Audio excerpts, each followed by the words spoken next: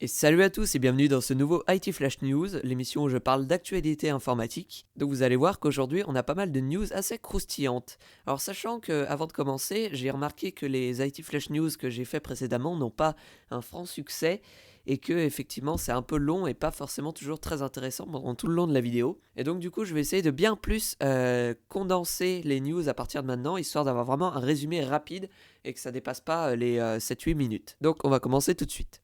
Donc, première news au niveau des hardware, on a les RTX 3060 qui vont normalement être lancés le 25 février, donc c'est assez bientôt. Et donc qui ont des specs très intéressantes, on va regarder ça ensemble. Donc déjà, on a 12 Go de GDDR6, qui est pas mal du tout, hein. À savoir que la 3060 en a 8 et la 3070, il me semble, si je dis pas de bêtises, qu'elle en a 10.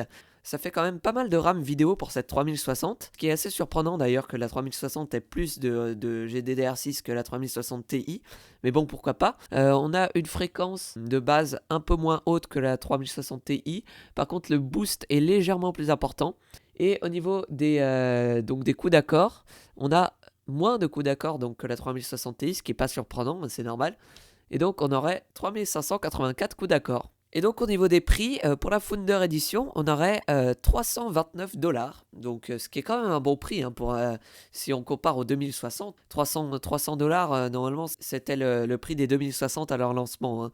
Mais franchement, ce prix me paraît assez attractif. Et donc franchement, à voir ce que ça peut donner. Donc à savoir qu'on a aussi des prix qui ont leak chez certains revendeurs européens. Donc si on regarde un petit peu ce qu'il y a, ça tourne plus autour de 500 €. Donc à savoir que c'est pas les Founders Edition, hein. De toute façon, pour ceux qui ne le savent pas, les Founders Edition sont toujours vendus, quels que soient les stocks, etc., en fonction du prix qui a été indiqué par Nvidia à la sortie. Donc voilà, il n'y a pas de problème au niveau de ça.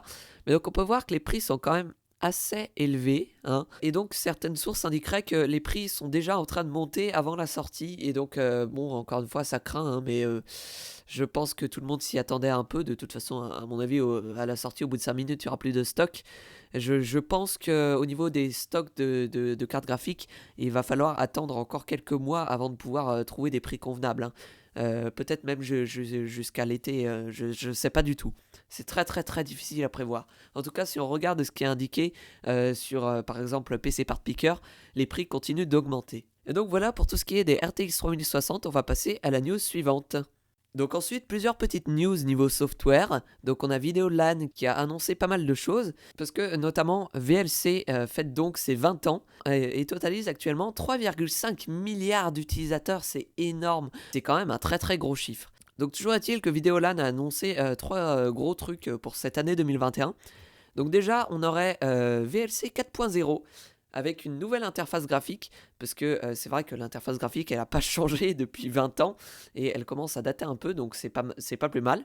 Ensuite, on aurait donc une version web du lecteur, donc baserait sur WebAssembly et JavaScript. Je vois pas bien l'intérêt de faire un lecteur sous interface web, mais pourquoi pas, hein, à voir ce que ça peut donner. Et enfin, Videolan a annoncé travailler sur la conception d'un projet donc qui s'appellerait Movipedia. Et donc le but de ce projet serait de concurrencer l'IMDb. Donc pour ceux qui ne savent pas, l'Internet Movie Database. Donc voilà, je ne vais pas m'étendre là-dessus parce que ça m'intéresse pas trop. Mais donc voilà les trois news qui ont été annoncées. Et donc pour ce qui est donc de l'interface, on a déjà eu pas mal de petits leaks, et donc on peut voir que effectivement ça change pas mal. Alors on se demande un petit peu quel est l'intérêt de certaines choses, par exemple l'onglet Browse, je sais pas du tout en quoi ça consiste, mais toujours est-il que voilà un petit peu à quoi ressemblera la nouvelle interface. Donc on a d'autres images au-dessus, et donc pour l'instant aucune date n'a été annoncée pour donc ce VLC 4.0, mais normalement ça devrait sortir d'ici fin 2021.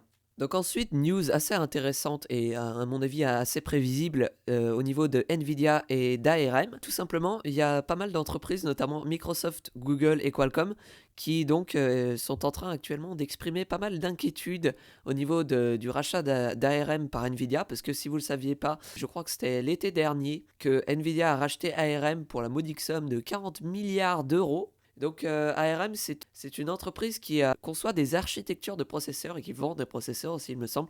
Et donc les processeurs d'architecture ARM, justement, donc pour le mobile ou les petits ordinateurs portables surtout. Et donc les inquiétudes actuellement, ça tourne autour du fait que tout simplement Nvidia a racheté ARM et a plus ou moins le monopole maintenant sur les processeurs d'architecture ARM. Donc Microsoft et Google n'utilisent pas directement l'architecture ARM, mais ont émis pas mal de réserves aussi. Et il y a surtout Qualcomm, donc qui est une marque qui fabrique des processeurs pour téléphones portables notamment, Snapdragon, etc., qui utilise ces architectures ARM. Et donc tout ce petit monde a un petit peu peur que Nvidia devienne un peu plus sélectif au niveau du choix des partenaires en fait. Et je suis désolé, mais je vois pas d'autre chose à dire à part, je vous l'avais dit. CF IT Flash News numéro 1 ou 2, je sais plus, enfin voilà. Autre news niveau hardware avec Intel cette fois. Donc les nouveaux GPU d'Intel, donc Iris Xe, donc arrivent bientôt sur les PC de bureau. Et donc c'est plutôt des GPU destinés au grand public ou aux petites PME. Donc ce serait des cartes en PCIe standard. Donc sachant que c'est quand même pas ultra puissant, ça se destine pas vraiment du tout même pour les gamers. Là c'est plus orienté pour les développeurs puisque ça intègre pas mal de technologies de deep learning, etc. Et à savoir aussi que c'est surtout fait forcément pour marcher avec la Gen 11 d'Intel, donc Rocket Lake. C'est quand même une utilisation assez spécifique. Perso, je ne pense pas que ça aura un énorme succès, hein, peut-être un peu pour les PME. Et à savoir aussi que la distribution chez les partenaires a déjà commencé. Donc franchement, ils ont l'air quand même assez déterminés à les vendre. Donc voilà, à voir ce que ça peut donner. Moi perso, ça ne m'intéresse pas des masses. Donc ensuite, on a pas mal de news niveau Microsoft et Windows. Donc déjà, on a la mise à jour Windows 10 21H1, donc qui sera une mise à jour assez mineure, hein, comme la 20H2 l'année dernière, hein, qui devrait sortir courant avril.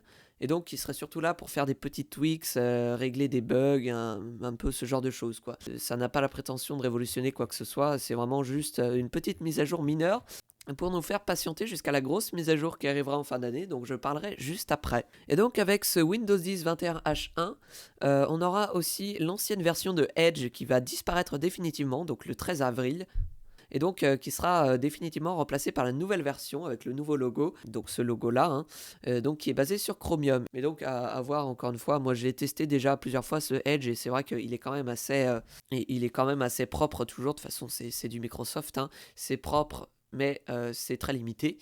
Vous savez ce que je pense de Microsoft. Et donc voilà pour le changement de version de Edge. Et donc dernière news bien plus grosse cette fois.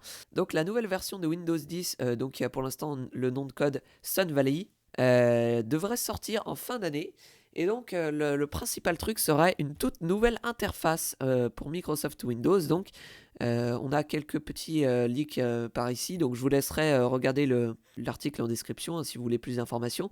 Mais le but c'est vraiment d'épurer encore plus et de rendre ça plus moderne. Alors après j'avoue que moi j'aime toujours pas l'interface de Windows, hein, mais après c'est une question de goût. Mais donc voilà, je pense que pour les utilisateurs Windows, cette Sun Valley peut être assez intéressante, mais donc à voir ce que ça peut te donner. Et donc dernière news de cette vidéo, donc là j'ai pris cette attaque comme exemple, hein, mais en ce moment il y a, depuis un certain temps déjà même, il y a beaucoup d'attaques informatiques notamment envers des hôpitaux. Donc là actuellement par exemple on a le ransomware Ryuk, je sais pas si ça se prononce comme ça, qui donc a récemment foutu le bordel à l'hôpital de Villefranche-sur-Saône.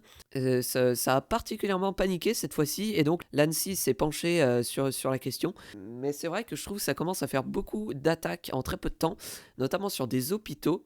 Donc déjà, ça prouve quand même que les systèmes informatiques de santé en France sont vraiment toujours très mal foutus, hein, très mal sécurisés, parce que ça fait plusieurs fois que je vois passer des attaques sur l'hôpital. Et aussi, moi, je me pose toujours la question de pourquoi, en fait. Parce que là, actuellement, on n'a pas vraiment de personnes à revendiquer, etc. Mais je trouve quand même que attaquer des hôpitaux, même informatiquement, j'ai du mal à voir l'idéologie derrière ce qui peut pousser à faire ça. À part purement et simplement l'envie de foutre la merde. Franchement, je comprends pas ce genre de manœuvre.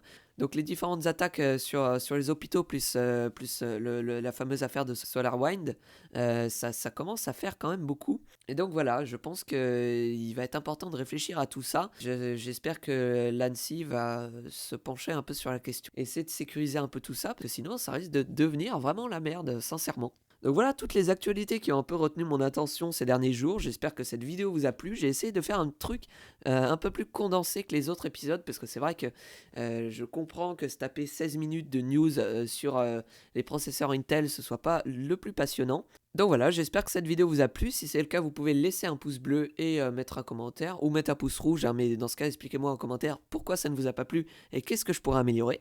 Sinon, vous pouvez aussi me follow sur Twitter ou rejoindre le serveur Discord qui se trouve dans la description. On prépare actuellement une assez grosse mise à jour, donc voilà, je ne veux pas trop en parler, mais préparez-vous à pas mal de changements sur le serveur Discord.